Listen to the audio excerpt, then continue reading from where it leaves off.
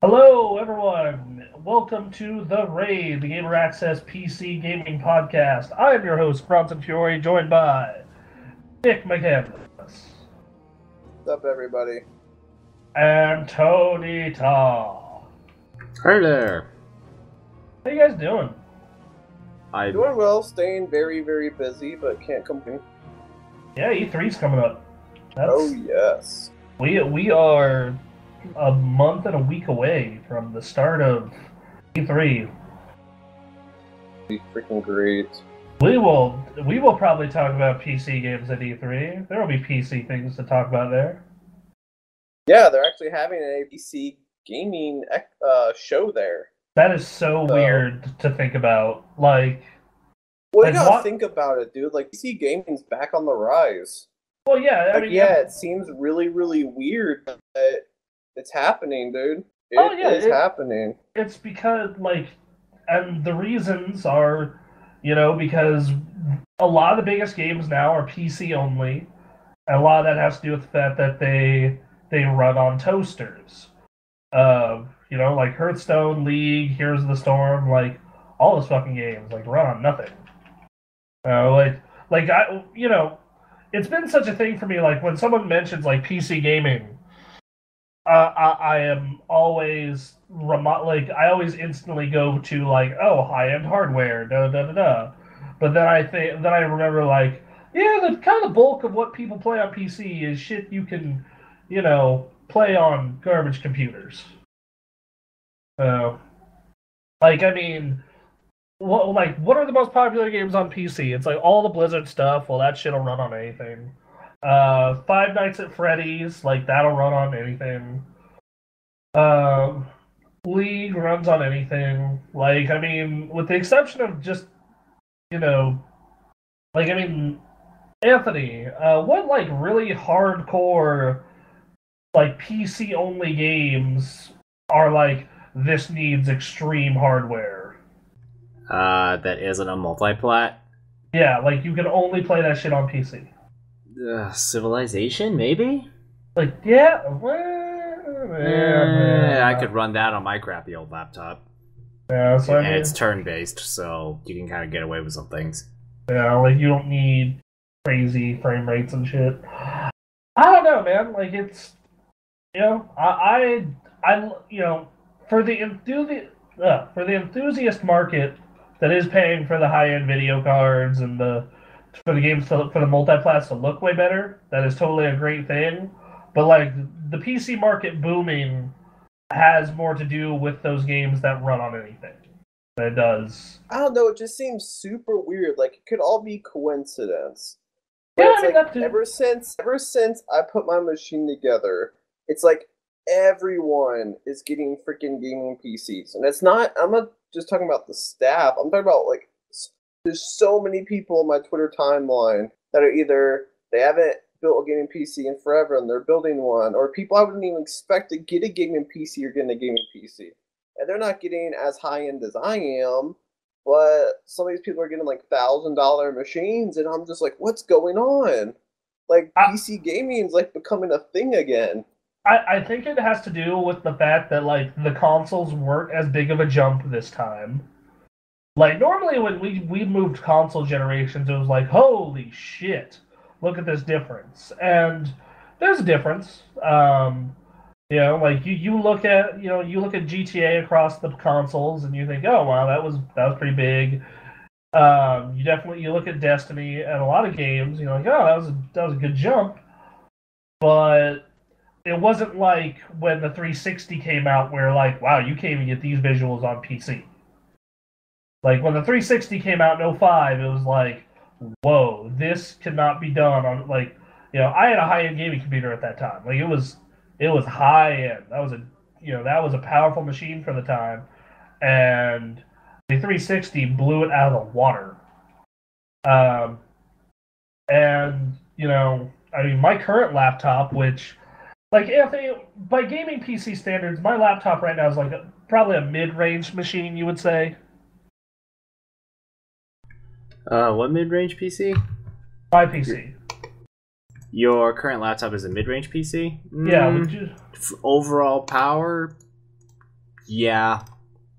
Yeah, that sounds about right. Yeah, like the GPU is a little gimped. Everything else is, as good as you can go for a laptop. And like I run games that look better than their console counterpart. Like I played Call of Duty on my PC last year, and it looked better than the PS4 version. And I think that's part of it. I think that the fact that you don't need to upgrade PCs as often, and that they're becoming easier and easier to build and maintenance. Like, I mean, because here's the thing, you build the PC, it used to be like you'd have to fiddle with graphics settings forever. No, now you just go to GeForce Experience, optimize, done. And now I think keep in mind that usually they're pretty modest. I've found that GeForce Experience, usually the optimum settings you can actually do a bit better. Oh, you can go a lot better in a lot of cases. Well, what NVIDIA is probably looking for is to maintain top 60 frames at all times or something, or top 30 frames at all times, even in the worst forest. Like World of Warcraft looks great in all situations until I look at a lot of trees, and then it just falls off the cliff. For example, so I put in my second 980 this week, so I'm running dual 980s in my machine now. So I went to GeForce Experience, and I was like, let me see what this second 980 does. And for example, with like Grand Theft Auto 5, it still kept it at 1080p max. And I was like, I was doing 1080p max on one 980 without a problem. So I was like, let me test this out. So I went to GTA 5, and I was able to do 2K max without any problems with 290. Oh, they're absolutely very modest settings. Like I don't doubt that. Like I remember, like I looked at my Heroes of the Storm benchmark for them, and they're like, you have to turn some stuff off. But then I actually play the game, and I'm getting 45 to 50 frames pretty much everywhere except really dense tree areas. Like that's the only place where I'm having trouble in that game, as far as performance on max settings goes. And so I'm just like, well, like, but for the average person though. Oh, absolutely. Like, it's fine, especially if you buy a GPU like yours, Nick. Like everything running a 10, like that thing will max everything on 1080p, no problem. Yeah, 980 at this current point. Like I said, The Witcher 3 might be an exception, but up to this point, a 980 can run any game out there 1080p max. But yeah, I think the learning barrier is decreased. I think the price point has decreased because, like back in the day, $1,000 was the minimum, the absolute minimum for a gaming PC. Now you can squeak by for $800. If you have some parts lying around, you might be able to squeak by for $600. Plus, to be honest, I think a big reason why PC gaming is coming big too is, as weird as it is to say, is Twitch. Like Twitch is easy to stream on a PlayStation 4 or Xbox One, but you're limited in what you can do. Versus on the PC, there's like a million different things you can do, and like you said, people want to stream their League of Legends or Dota or whatever, but they may also play other games as well. I've noticed that like all the top streamers, I'd say 90% of the top streamers are streaming off a PC. Oh yeah, for sure. I think that another part of it is esports. I think that esports keep getting bigger and bigger. I mean, we just had a Heroes of the Storm tournament on ESPN, for God's sake. Which I'll have a news story about that later today. But I think there's a lot of factors contributing to why, like, everyone's like, PC gaming, yes.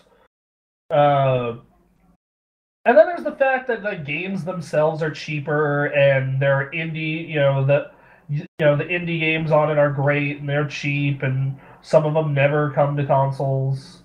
So I don't know, man. There's so many factors. Anthony, what's your opinion?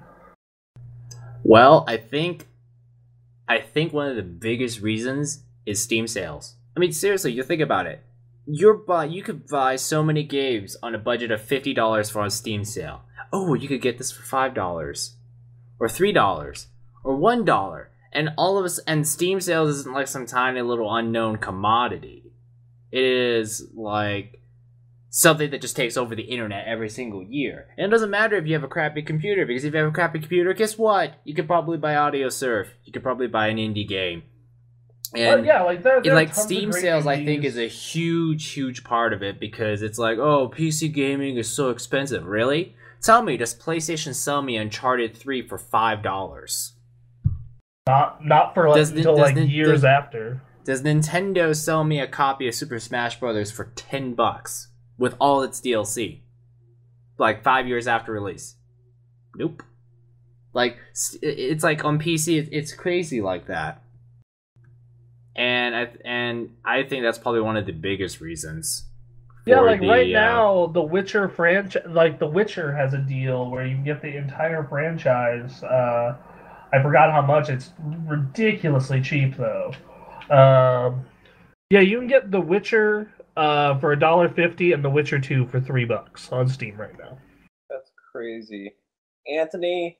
Especially since you put in that new graphics card, you freaking have to. You freaking have to get The Witcher 2, dude.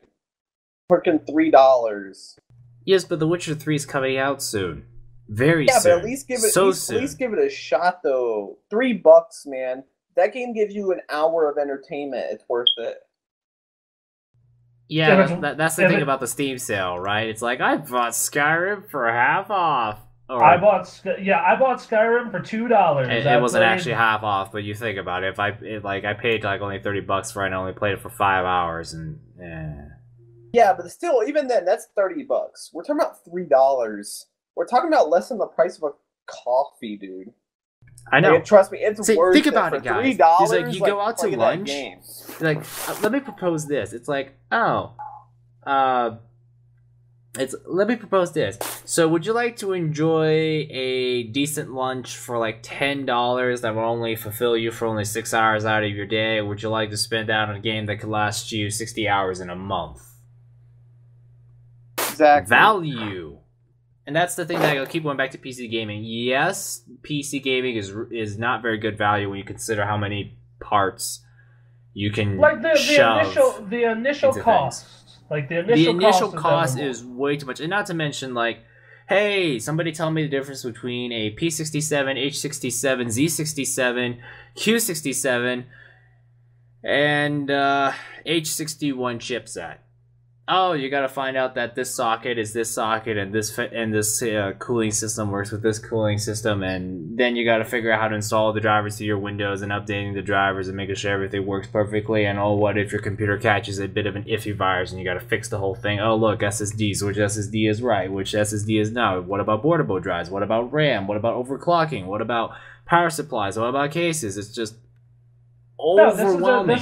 This is exactly why that console gaming was popular forever, and it's also why that Alienware and Origin PC and even the fine folks over at Moondog, you pay for the luxury of them to go, we know what we're doing, we'll do it for you, but you're gonna be paying an extra couple $100.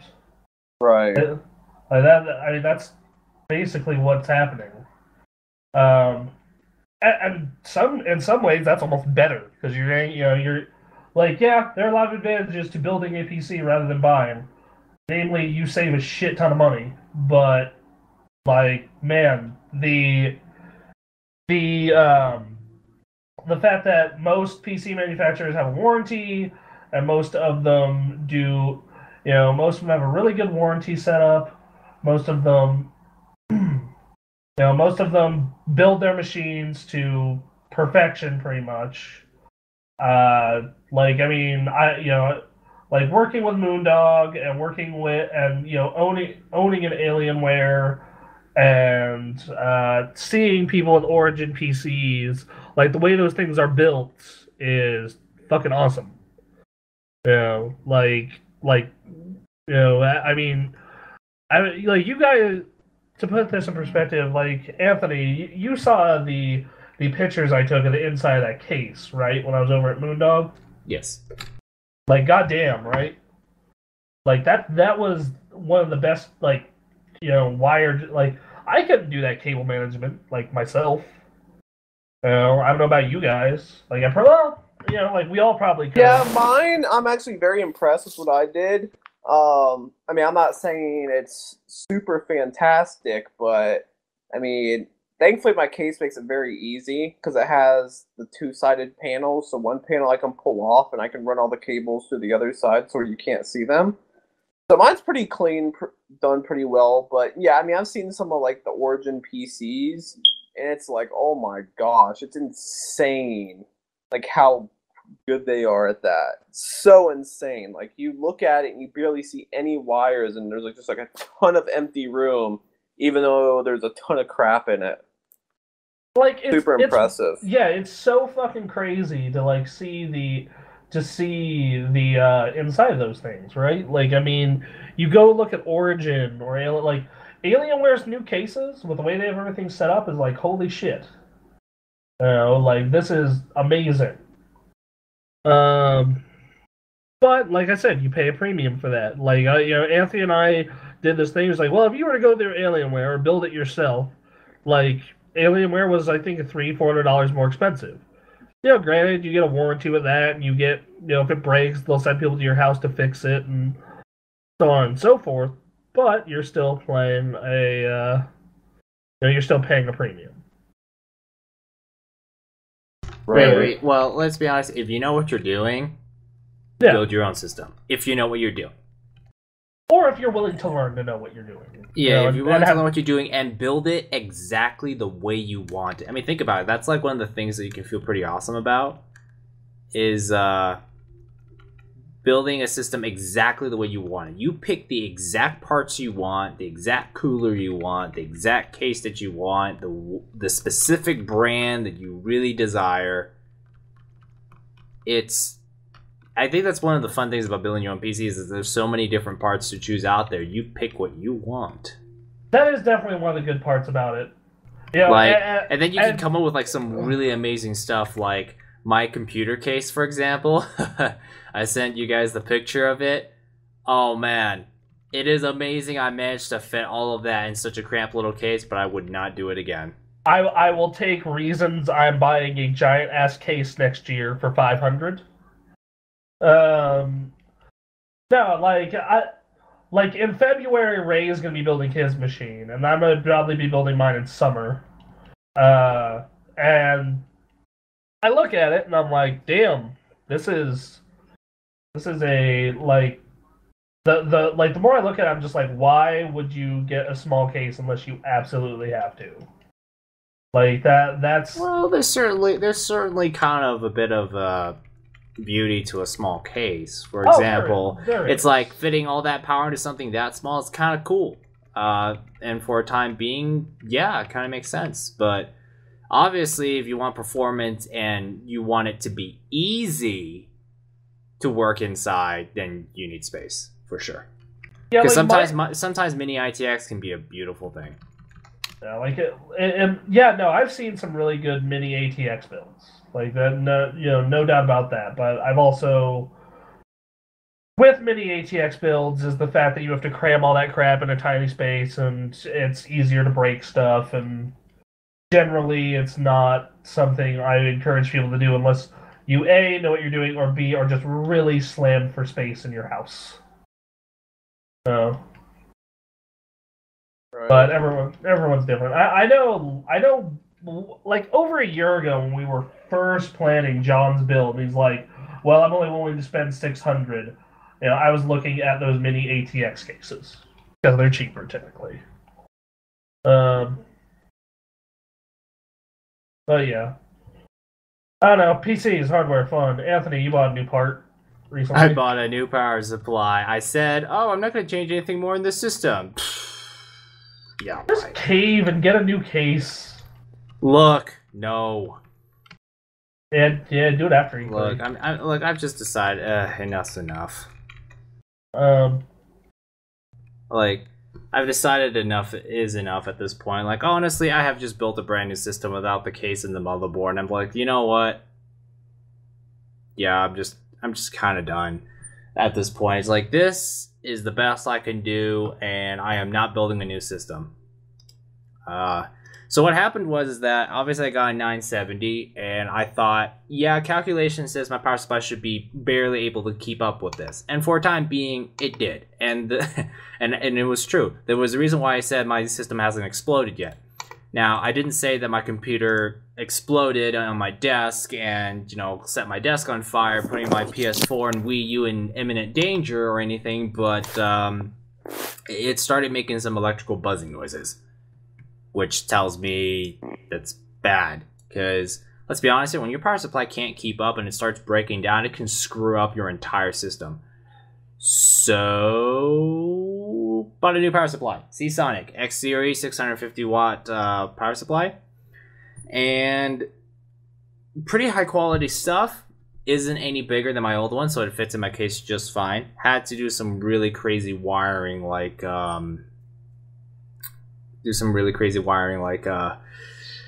the hard drives mount on the bottom of the case, but the power supply wiring makes it look like it's supposed to be mounted at the bottom of the case, and I had to get some really whacked up Molex to SATA power connector to plug in my bottom hard drive and all that kind of stuff. And yep, got a power supply now. So basically, since my original build a long time ago, every single part except the motherboard and the case has been replaced. So I literally have built a new system, because it's like, oh, well, what about changing the motherboard? Well, to be honest, 4th gen Core i7 is only like, what, 5% faster than their equivalent 3rd gen i7s? 5%, that's not really worth having to swap out an entire motherboard. Jump in a while. Yeah, like, my processor's still extremely good. I mean, yeah, a 6-core would be nice for video editing, but I'm not ready to make that kind of investment until years from now, so yeah. So there's that. So, that PC is running okay, it's making no buzzing noises anymore, so I think I solved the problem. Yeah, I recently made the upgrade to my PC in preparation for 4K, so I added a second 980 to my machine. Now I'm running dual 980s. The 4K TV will be probably likely later this month. So, super excited.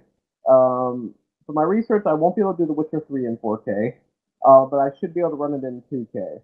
So we'll see how that works, and then same with Batman. Nick, you sound muffled once again. I sound muffled? Yeah. What is going on? Oh, you're getting better now. You're better now.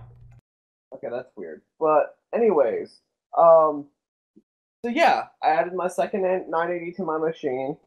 So, to be honest, two 980s and 1080p, you're not really going to see a difference. Because a 980 maxes out everything in 1080p anyways. So, if you're gaming at 1080, single 980, there's no reason to go any further than that. If you want to go into 2K or 4K, then that's when you add the second 980. Thanks to a promotion by NVIDIA, I'm super excited, because right now they have a promotion where if you buy a 970 or a 980, you get not only The Witcher 3 for free, you also get Batman Arkham Knight. $120 value. It's freaking insane. I'm so excited that I held out and waited on buying my second 980 because of that. But what are your thoughts on it, Anthony? I know you just recently bought a 970, and you got The Witcher 3 for free, but you did not get Batman. Yeah, see, I bought my 970 in April. What happened was that I bought the EVGA version, because EVGA had a promotion at the time where if you bought one of their 970s, you got a backplate, and NVIDIA would give you the Witcher copy.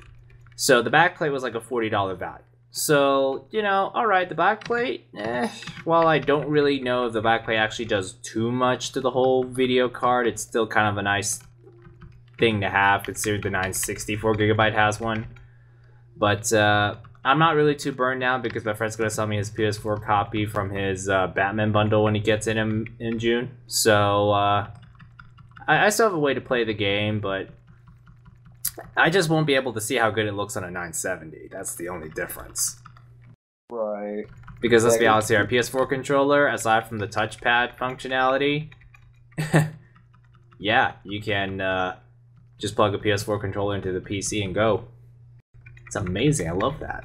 Yeah, I've been doing that with my. I've been playing Burnout on my Burnout Paradise on my PC recently. Like, I remembered, I remember that I had that on my Steam account installed, and I was like, yeah, this sounds like it could be fun. Yeah. It's so great because the PS4 working on a PC without having to use any extra drivers has allowed me to like replay a lot of old racing games on my Windows XP computer. It's so great. Yeah, it's freaking awesome. It's so awesome. But yeah, it's like, yeah, am I bummed out I don't get Batman PC? That yeah, I kinda am, but you know what? To get a PS4 copy from buying it from a friend, yeah, I'll take that. Yeah, because that's good enough. Like, I'm gonna be paying the full amount of money for that game, so you know that, you know, like, and I'm gonna be playing on console anyway, so you know, that's fine. I do think that game maxed out is gonna look amazing because. Oh yeah, I'll be maxing it out in 2K. I just hope I will definitely have my 4K TV by then. So. I just hope it isn't 2K maxed out. Let's go. I just hope it isn't poorly optimized like the other Batmans on PC. Like that was one of my big issues with those. But even then, the PC version of those games looked fucking amazing. Yeah, I really freaking hope it's not. That'll be very upsetting. I mean, it'll still probably run fine on your machine. Like, I don't. So. That's not something like you have to worry about, but it's something more like Anthony would have had to worry about if he was playing. But if it's poorly optimized, that does impact how crazy I can bump things up. Yeah. So, we'll see what happens, but I cannot wait, man. I can't tell you how freaking excited I am to freaking get my 4K television, start freaking pushing the hell out of my PC. It's going to be sweet. So, like I said, I'll be getting the TV probably sometime later this month. So once I have the information on that, I will be sure to fill you guys in on how awesome the 2K and 4K madness is. All right. Well, that's new hardware for you guys. That's cool. Yeah, it's really nice. It's like Christmas showing up at your door because it's like, oh yeah. I mean, like the power supply I got, like freaking, it's kind of funny because Seasonic very, very, very highly stresses the fact that it's made out of lots and lots and lots of quality with the utmost standard, and they just kept stressing the quality part, and it kind of makes sense because I think the X series, judging from the box and the words they use on it, is like their top of the line power supply, because I got the 650 watt version, but they actually sell 1200 watt versions of this power supply lineup. So, you know, I'm just like, yay, for $110, you know what? This system's going to have to go on for another 4 years because I literally have built a new computer now, and I'm just like, heck yeah. This thing, like, I just need to put Windows 10 in it, and it's ready to go. It's ready to go on for another 4 years, and I am just amazed that, you know, the processor could do that. Granted, the processor is only like 2 years old, but the fact that I'm going to be running on an 8-year-old motherboard in the future is going to be pretty exciting. Well, that's the thing I think a lot of people don't realize also with like power supplies, the quality of your power supply does matter. Oh yeah, here's something really important. You can't just go like, okay, what's the cheapest 1,000 watt? Oh, this one's only $70 and delivers 1,000 watts. I'm gonna buy it. Oh yeah, here's the other thing too. You need a lot of overhead, not just because I might upgrade the PC down the line. Well, so pretty much like anything in life, power supplies age. They get old. Like capacitors in them, they're not perfect forever. They start to get old, and that 500 watt rating becomes like a 450 after a couple years, and depending how much you use it, and that 450 might become a 430 or 420. So for all I know, my system probably needed like 470 or 480 watts of power, and the power supply could only give like 450, and that already is enough to like burn things out. Capacitors age over time, considering that power supply's been through a lot for the last 4 years. Yeah, like, that's why you need lots of overrun. Like, Nick's 1300 watt could become an 1100 watt in 2 years, for all we know. And that's a pretty big drop. So, quality is good, but you also have to remember, it's a lot like how an old car engine never makes the same amount of power as it did when it was new, unless it completely is rebuilt. Correct. Alright. So that's some tech bits. So wattage, very important when you build PCs, because that stuff gets old. So we've all been playing Hearthstone except for Anthony. Like literally the entire staff. I'll get into it one day. It's literally on my phone. All I need to do is just take like 30 minutes to finish the tutorial and just play it like, 5 minutes a night if I have to in bed. Yeah. I mean, that's all I really need to do is just play for like 10 minutes in bed at night. It's freaking on my phone. So good, but yeah, it's Hearthstone. I've gotten hooked on it. I'm doing the dailies every single day. Today, I saved up enough gold to buy the first wing of. I'm playing through Naxxramas, I think what it's called. Naxxramas. Yep. Yeah, so I'm playing through the first wing of that right now, and I completed the class missions and the standard missions. I'm trying the heroic, and holy shit! I told you, man, those heroics ain't no joke. Freaking ridiculous how difficult they are. Like you're on a whole nother level. Yeah, to do those heroics, you need to build an entire deck just for them. Oh like yeah. Yeah. I have learned that yeah, okay, this boss has this special ability that's absolutely freaking ridiculous, so you have to build an entire deck figuring out how you can counter it. Because if you don't, you have no chance. So it's just like, it's freaking ridiculous. Like, the heroics, it's like, I have made no progress so far. They're so freaking difficult. Freaking difficult. I've been grinding out quests to save up to buy more packs so I can do, because I'm trying to craft Antonidas. Because, Nick, you know the mage spell Fireball, right? Yes. Okay, how would you like one of those to be in my hand every time I cast a spell? Oh yeah, that would suck. That's what he does. Every time I cast a spell, I get Fireball into my hand. That's pretty nuts. Yep. No, yeah, I believe he costs 7 to summon, and he has 6 health, 8 health, 6 attack. Like, he's not the strong, like, put him on the field with a couple of taunt monsters, then make the rest of your deck spells, that's game over. Yeah, no, it's... what deck strategy are you running now? I am somewhat curious. I'm doing the first heroic, which is Anub Rakan, and he has the ridiculous power where for 2 mana he summons a 4/4, which is just freaking insane. Like, it's absolutely freaking ridiculous.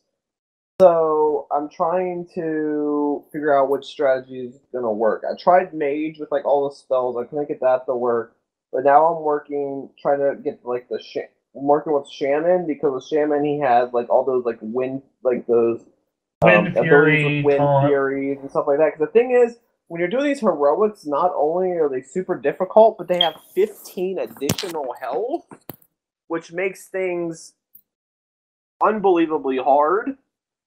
So it's just like, I don't even know what to do. Have you beaten any of the heroics?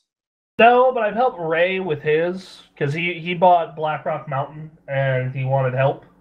And I helped him build a burn deck. Because what a burn deck does is it goes, like, you don't want to focus on monsters. Like, okay, so you played against my burn deck, which is my mage deck. Like, you noticed how little I was attacking your monsters, right? Right. Like, yeah, that's what you want to do. Basically, you just want to keep doing damage to his hero every single turn. That would not work against Anub Rakan in Heroic, because the thing with him is you have to strategize all around his hero power. because when you for 2 mana you're able to spawn a 4/4 monster. It's like what the hell? Like, it's so insanely difficult. So it's just like, oh my god. Yeah, you don't have any of the high level mage cards, or else I would say that there's something you could do with that, but oh well. Yeah, I don't know. Like I've been playing with Ray a lot, and I've been trying out different decks. Like I tried making a Warlock deck. That was a lot of fun. Um, I've seen some crazy Warlock decks online. Like just absolutely fucking insane Warlock decks. Um, I've noticed that like the biggest deck I have trouble playing is Priest. Like I have trouble playing Priest decks. My favorite with a choice is Hunter because I really like stacking the beasts. They work so well together. So that's what I enjoy. Hunter's probably my favorite class for right now. Mine's Mage and Paladin. Paladin's cards are so good because what they do is they buff low-level monsters. So you can get guys on the field that cost like next to nothing and then buff them. And then if you have already strong monsters, then it makes them even more powerful. Like you guys saw that picture I sent you of Deathwing, right? Yeah, that was ridiculous. Hold on, I'll send you another one right now. This is pretty fantastic. That was pretty insane. Yeah, I just sent another one to the group chat. You're gonna love this. But it's just, man, the game is so much fun, but when you actually really get into it, it's like, holy shit, this game goes way more in depth than I thought it would. Oh yeah, absolutely. Like that has been Blizzard's whole design mantra. Easy to learn, hard to master. Like that's just the way they make games. And that's part of why they're so popular. Like, anyone can learn Heroes of the Storm. Anyone can learn Hearthstone, World of Warcraft, StarCraft. Like, learning Blizzard games is super easy. It's just, like, mastering them is impossible. Right. Because, like, my deck to you guys, like, mine and Ray's decks to you guys is, like, oh, wow, that's a really badass deck. But, like, we go online and play against people that are, like, ranked 10 and up and just get destroyed. I can imagine. But yeah. I freaking imagine.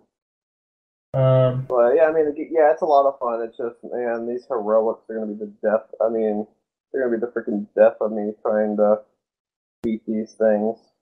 But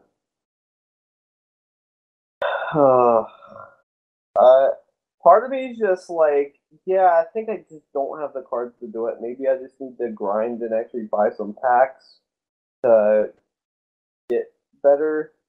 Because it's just like they're so unbelievably difficult. It's insane. Buying packs would definitely help. Like that's because then you have certain monsters you normally don't have, and then you will be able to craft cards that you want to be in your deck. Like I didn't. Yeah, crafting is something I haven't done any of because I don't really understand how it works. Okay, so you disenchant cards that you don't need or want. Okay, so like I'm never ever gonna run a shaman deck. It's just not a deck I like running. I don't like the way it works. So anything I get for a shaman, I disenchant. And when you disenchant, you get dust. And that dust you can use to craft other cards. The better the card or rarer the card, the more expensive it is.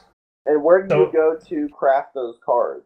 In my collection. There's a big thing, there's a little blue button that says crafting. Okay. And they show you all the cards in the game. And then but when I've seen disenchant, it's usually like 5 dust. Like, you'd have to freaking disenchant like a million cards. That's because those are spares you have. Those aren't like the real. Those aren't big ticket cards that you're not using. Those are just spares. So, for instance, I have a legendary for a rogue deck. I don't play a rogue. I don't really like the rogue, and I disenchanted it for I want to say it was like 600 dust. It was 800 dust. So That's what you want to do. So go look through your cards, look through what decks you never want to play or use, and disenchant the one. Like, The only problem for, with that though is I like keeping. I don't know if I necessarily want to get rid of everything because sometimes the dailies you have to use specific classes. yeah, I just click out of it and get another option for it. So just Yeah, make sure. but sometimes you'll get the same result back. Yeah, sometimes you do get dominance instead of just wins, and that's always shitty. But the rest of them, but usually you get a different one. So just like keep one of every 2 copies they have. So for instance, like it's Warlock and Priest, I keep a Warlock. Paladin and Warrior, I have a Paladin deck. Mage and Druid, I actually have both. Right. I just keep one of the two of just keep one of the two. So you have a series of decks you can disenchant, or just cards you don't want. You know, Right. That's true. like right now, I have 1,000 dust. I am 600 away from the card I want. Like Deathwing, I got Deathwing through crafting. You guys have seen Deathwing. Did you guys get that picture by the way I just sent out? Yeah, I saw it. It's like there's Deathwing, and then there's all the little puny little wimps on the rest of the board. Well, That's basically what I saw in the picture. That wasn't the one I was talking about. I was talking about the one I just sent. Yeah, the one you just sent. Yeah, where you got freaking the guy that's Dingo every time you summon him. Every time you summon him, it's like Dingo. I enjoy the Stormwind Knight. Behold the might of Stormwind. Oh yeah, that's good. Yeah, that was a good one. But yeah, like what'd that thing have? 20 attack? Yeah, 20 attack. And it starts out with 3 or 4, so yeah, that's pretty insane. yeah, Paladin decks are intense, dude, because you got a spell called Blessing of Kings that doubles, that gives them +4 on both, and then you have a spell called Something of Might, and it doubles their attack. Wow. Yeah. That's pretty awesome. Yeah. I got that with Deathwing once. I've gotten it with Deathwing a couple of times, and oh my god, just the amount of just awesome, like you feel so awesome when you pull that off. Because the thing about Deathwing, it discards your entire hand. You have to discard your entire hand to play it. It destroys everything on the field. I keep it in.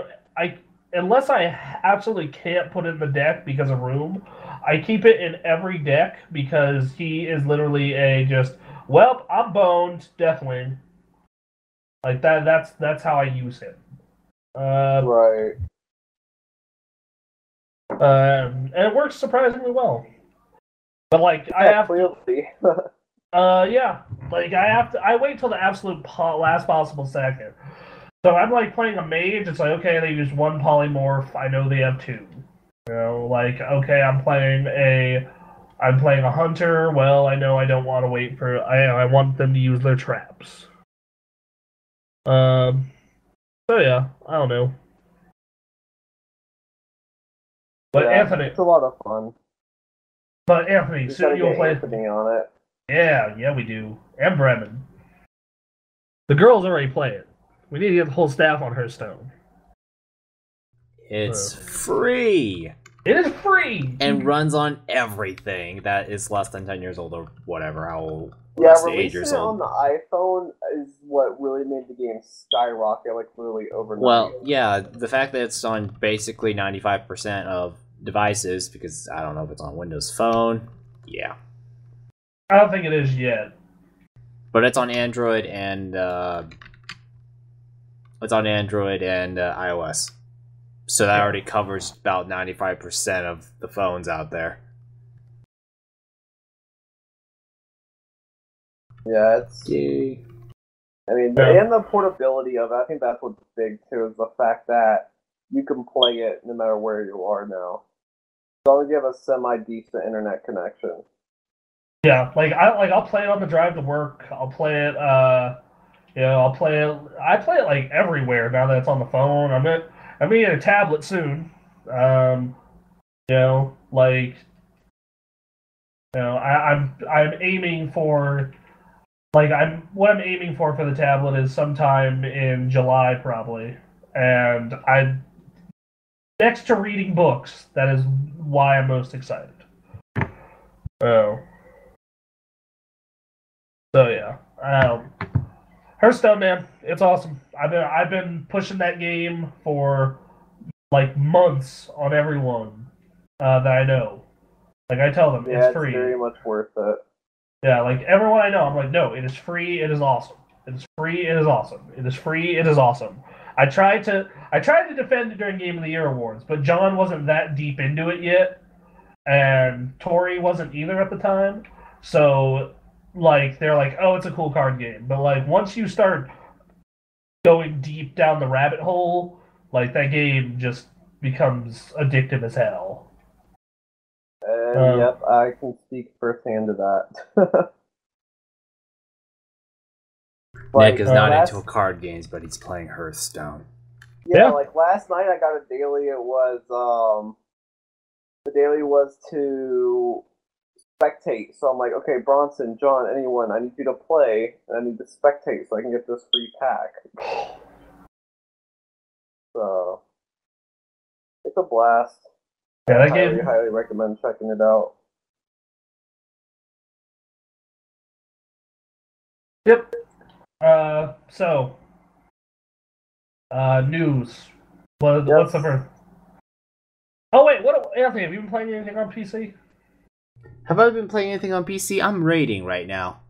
Okay. So yes, I am neglecting my job and probably will be fired soon. So I apologize, listeners. Yeah, you'll go to IGM and we'll train someone.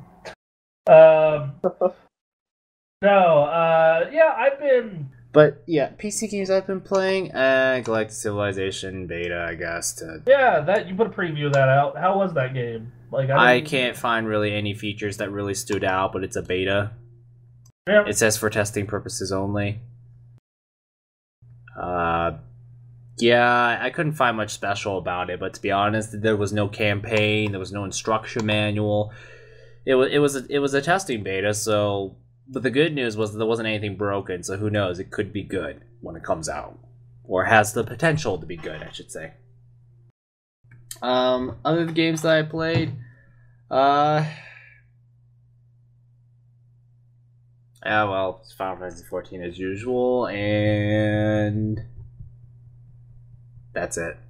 Anything new happen in Final Fantasy, or are you guys finally at that point that happens? It happens in every MMO, no matter what it is. The hardest raid in the game now has the retard buff, so people can try and catch up before the expansion comes out in just over a month. Yes, like that is a thing. I wasn't going to talk about that one, but yeah, that's a thing that happens. Retard strength, as we call it in Warcraft. Retard strength. That's what we call it. Like you go into LFR, and they're like, oh, well, that's 3 stacks of retard strength right there. Like I first heard that Mists of Pandaria. That's a semi-new term, but like I remember when I heard it, I could not stop laughing because that's what it is. Like it's like, oh, your group sucks so bad that you can't down this, even on easy mode or flex mode. Well, I guess here you go. Here's this buff because your group is too stupid or incompetent. Good job. That's great. So there's that. Yeah, but no, what I was referring to was like the pre-expansion lull. It's how story-related stuff, right? Story-related stuff, people not being online as much. Like I know, a lot of people being not online as much. I don't really see that, but then again, I'm not like super involved socially, as far as I could tell. Story-wise, yeah, that has been established since last month. They basically just set up this entire Menphilia is a complete retard, and you have been betrayed, and now you get to go to Snowy Land and fight dragons, because dragons. I feel as though like every MMO needs a dragon expansion. Dragons. I mean, I like dragons, but it's kind of a little hard sometimes because I feel like they're some of the most overused concepts in fantasy. Yeah. So beaten to death. Because dragons are kick-ass, that's why. But no, I definitely get what you're saying. Yeah, like, I don't... But what I was saying, like, every time, like, there's always that, like, 4-month period where it's like, okay, hard mode's done. The pre-expansion event is not happening yet because Warcraft does a pre-expansion event. You know, I remember. Were you around in the pre-Cataclysm event when the world was shaking? And, I watched you played in the pre-Cataclysm. Okay. I didn't join until Cataclysm, but I watched you play the pre-Cataclysm, and Ironforge was just shaking around. I'm just like, this is a very safe mountain, guys. Yeah, like there's always the pre-expansion event for Warcraft, so it's before that, but after the last raid starts to get boring. So you have this, like, I'm gonna say it's like a 3-month period where it's just like people aren't on as much. There's not as much to do. You spend a good chunk of your time. You don't really see like the case of you don't see many people on, because what actually happens is that there's actually no easy mode to the hardest raid in the game at all. There's no easy mode. In the future, there will be a normal and a really hard and a hard mode in the future.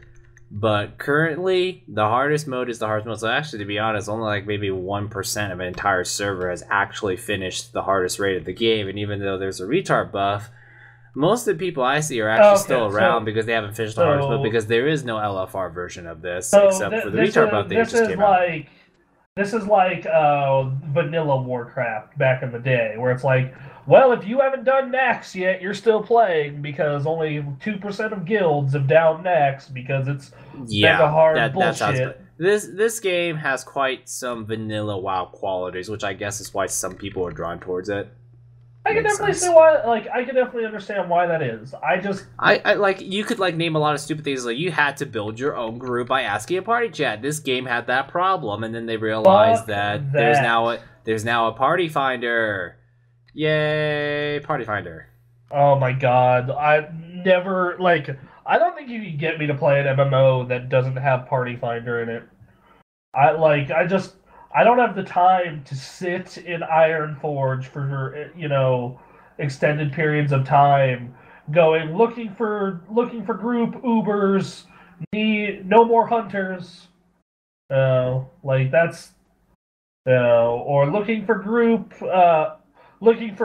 Blackrock Depths. This is the 20th person we need to find for this. Looking for group Chimera. Fucking god, no, I. You know, people miss those days, but I don't think they realize, like... It's just back then things were harder. You had to work harder instead of all this noobified, fancy, easy features. Yeah. But, like, you know, I played back then, but at that time, I had more free time. I was 16 before World of Warcraft's first expansion. Like, I just turned 16 before their first expansion came out. And, you know, I thought it was, you know, I thought I was okay with it. I thought it was, you know, a good expansion.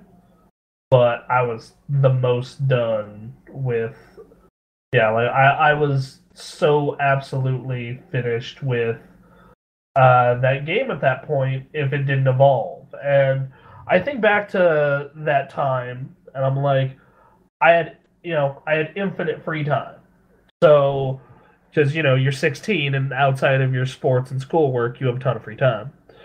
So, you know, sitting in Ironforge, looking for group Blackrock Depths because people keep quitting because they're bad, felt like a productive use of my time. But then the Dungeon Finder came out, and you press a button, and it's like bing, or at least for me, it's like bing because I'm a tank, and I'm in a group, and even for my DPS classes, it doesn't take that long. It is a nice, I don't think I could go back. Like, I don't think I could ever go back to, I'm gonna go sit in this major city and yell looking for group whatever instance because it takes forever. Especially if you're trying to do an instance not many people want to do or people suck at. Like, Anthony, do you remember Blackrock Depths from Warcraft? Please describe what you did in there. It's the underground one that's really, really, really long with like 100 different pathways, and there's dark iron dwarves everywhere. Was it the Leroy dungeon or is that Caverns? No, that's Spire. Oh, I don't remember. Okay, probably not. It's been years since I've seen any of that. Okay, well, Blackrock Depths, I despise this dungeon. I despise it. I hate everything about it. I hope it burns in a fire. But you needed to do it. You needed to do it as part of the Alliance Onyxia attunement chain. And you needed it for a lot of different stuff. It dropped really good gear. The problem with it is navigating it was nearly fucking impossible because it was pretty much a maze.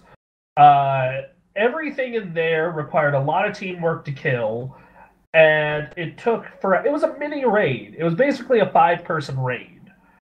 And because in vanilla WoW, everyone was bad, like even if you're like, no, I wasn't, no, you were bad. You were in Molten Core and didn't decurse. You were bad. Just admit it.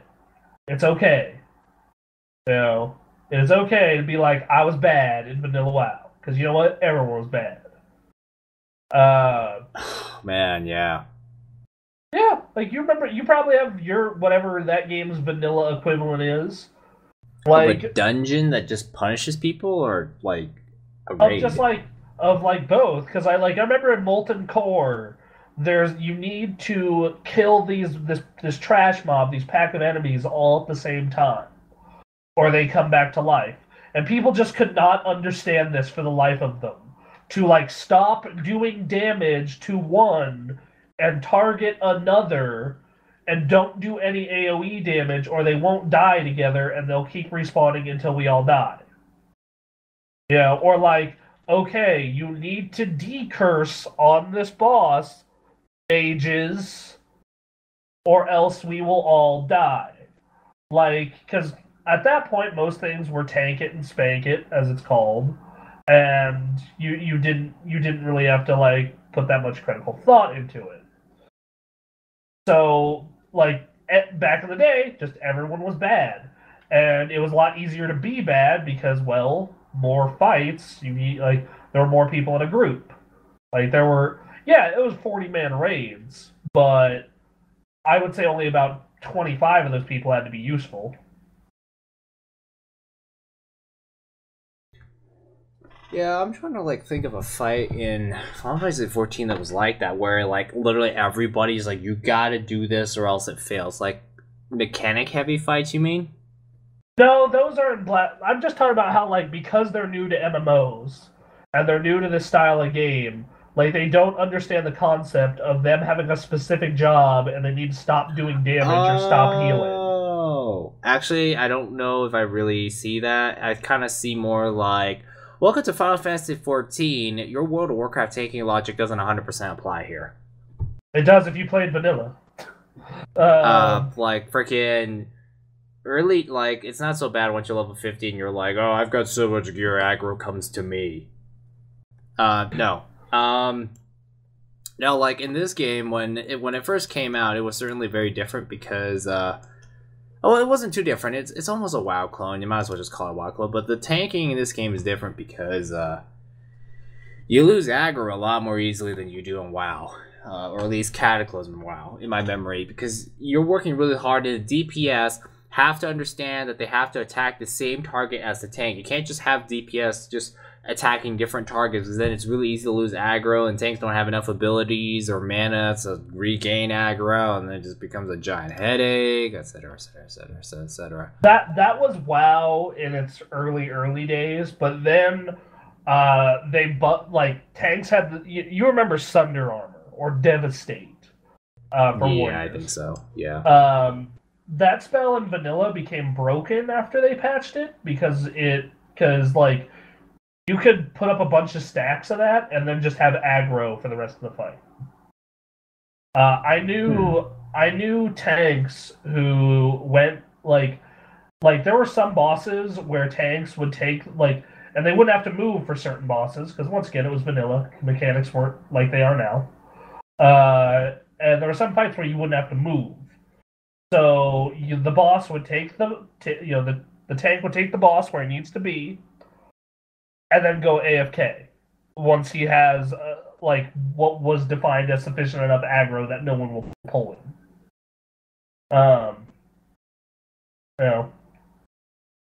Yeah. There were a couple of fights where that screwed up a lot of people, like the twins in AQ40. I remember when Blackwing Lair came out. That raid early on, I called that place the Guild Killer because Molten Core, any half retarded monkey could eventually figure out Molten Core. But Blackwing Lair actually you had to have teamwork and work together and try different strategies and oh god, you have to communicate because everyone's doing something different. The first fight, you have one group trying to mind control people and protecting the mind control people, while another group is destroying Dragon Age, where another group is trying to kill the boss. It's fucking crazy. Yeah. Oh man, Final Fantasy XIV. When I look at it, compared to what you described to me, I don't exactly know too many fights that kind of have such specific groups do extremely specific things. Either that, it doesn't come to mind right now, because we would have 24-man raids, and each party is an 8-man. Each party would be an 8-man, and technically that one 8-man party is doing the same things as every other 8-man party. DPS do this, tanks do this, healers do this, or some variation. I think part of that is due to party size, because remember, back in the day, Warcraft was 40 people. Oh, yeah. And the other thing, too, is that the 24-man raids in this game is actually not the hardest thing in the world. It's actually more like a standard dungeon run that just happens to take 50 minutes. Oh, so, in some ways, Final Fantasy XIV today is probably easier than WoW way back in the day. Your game will get harder. Don't worry. And I think I'm sure they'll come up with ways to get harder, because actually there's this one thing in this game that's a little bit of a comedy thing, is that so obviously there's normal mode, heroic mode, that kind of stuff. In this game you have, for primal fights and raids, you have normal, hard mode, and extreme. Normal is the story stuff. Hard mode is the level 50 stuff that used to be really hard but then got pretty easy, and extreme is the top difficulty. Well, freaking this endgame raid, the second coil Bahamut, which used to be the really hard thing, they actually came out with this version that if you somehow beat turn 9, or second coil turn 4, as it's also known, if you managed to beat that at the time, they have this thing called Savage Mode, and the only reason why it exists isn't so you get loot or anything. It's just designed to be so terrifyingly difficult. It's more like a shits and giggles thing. I think that another big difference between this and vanilla Warcraft was, a lot of people have played MMOs. When vanilla WoW came out, there were EverQuest, I think, at its peak had 1 million people, but other than that, most people hadn't. So WoW was their first MMO, and WoW Wiki didn't exactly exist at the time. So everyone was learning everything from scratch. It was like having a community of Nicks. Thanks, Bronson. I appreciate it. Hey man, you've never played an MMO. I'm sorry. It's okay.